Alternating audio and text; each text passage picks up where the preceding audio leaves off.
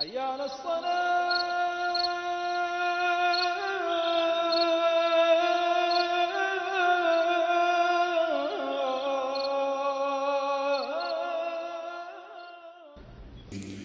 فلما فصل طالوت بالجنود قال إن الله مبتليكم بنهر فمن شرب منه فليس مني ومن لم يطعمه فإنه مني إلا من اغترف غرفة بيده فشربوا منه إلا قليلا منهم فلما جاوزه هو والذين آمنوا معه قالوا لا طاقة لنا اليوم بجالوت وجنوده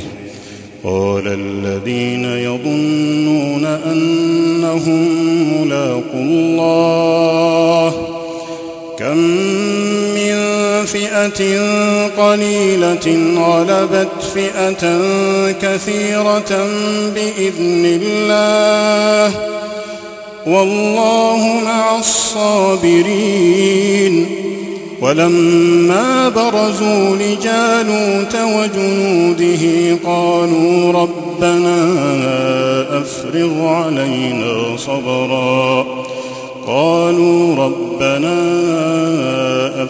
علينا صبرا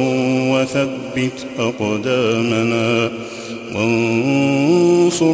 على القوم الكافرين فهزموهم بإذن الله وقتل داود جالوت وآتاه الله الملك والحكمة وعلمه مما يشاء ولولا دفع الله الناس بعضهم ببعض لفسدت الأرض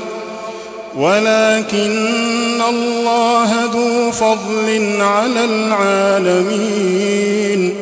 تلك آيات الله نتلوها عليك بالحق وإنك لمن المرسلين.